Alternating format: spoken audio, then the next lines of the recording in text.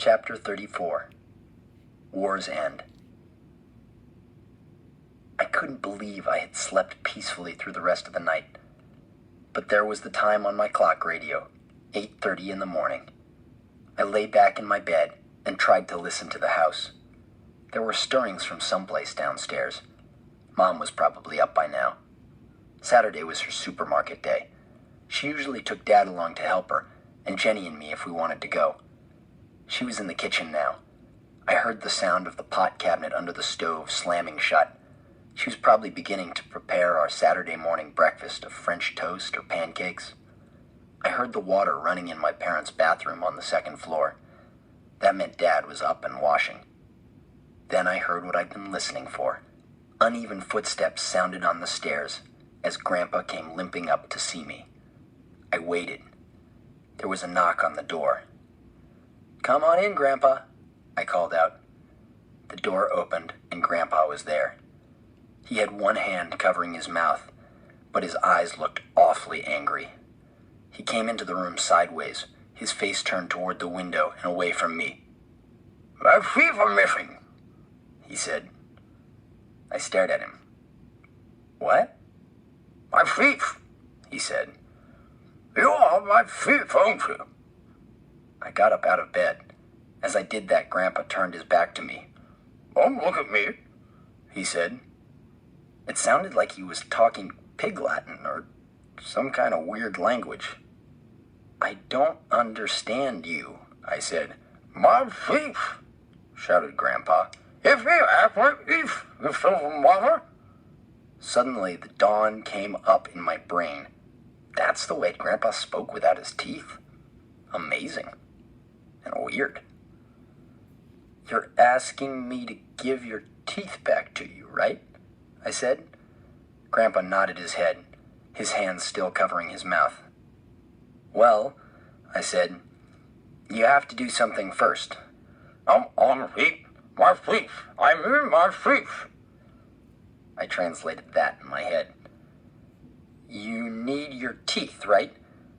Everybody needs teeth. But we are fighting a war here, remember?" "Oh, Peter," he said. "Don't be that way, please." "Nope," I said. "War is war. Surrender right now or I'll never ever give back your teeth. I mean it." Grandpa turned his face toward me then, and there was such a sad look in his eyes. It almost made me want to cry. Without his teeth, his mouth looked all pushed in and wrinkled. He looked so old and helpless. Just seeing him standing there like that, a person I loved as much as anyone in the whole wide world, I felt about as low as a worm's belly button. I can't explain what happened next. All I can do is tell what I did. I ran down the hall to the closet where I'd hidden his teeth. Then I came back in a minute and handed them over, still wrapped so neat in those soft paper tissues. Grandpa took them and went into the bathroom, closing the door behind him. I heard the water running in the sink. Then he came out with his teeth back in his mouth, looking like my grandpa again. We stared at each other, not saying anything. I turned away from him and looked out the window. Across the street, Mr. Taub was mowing his lawn. "The war's over," I said. "I hope you'll forgive me for what I did. And if it makes you feel any better, I'm so ashamed of myself I could curl up in a ball and just disappear." "No, Peter," Grandpa said, sighing. "Maybe this is how wars get started and just go on and on," I said.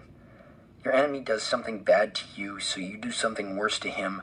Then he gets you back, and you get him back, and the whole thing gets bigger and bigger and meaner, and in the end someone drops a bomb. Isn't that the way it happens?" "Something like that," Grandpa said. "Well," I said, "I'm sorry. I shouldn't have taken your teeth." "It's my fault, too," Grandpa said. "Don't take it all on yourself, Petey." "I started it," I said. "And I let you," said Grandpa. "I'm the grown-up here. I should have known better, but you know what? I enjoyed it. It was kind of fun, and I think I needed something to get over my sadness. Grandpa came up behind me as I looked out the window. I felt his big hands on my shoulders. Then his arms grabbed me and hugged me to his chest. "All of us got off on the wrong foot," he said. "Your parents took your room away and shut you up, Pete. That was mistake number one. Just because you shut someone up, it doesn't mean his hurt has gone away. There should have been a family conference or something like that, including me, and we could have figured out where I was to stay. That causes a lot of wars too, Pete, not talking."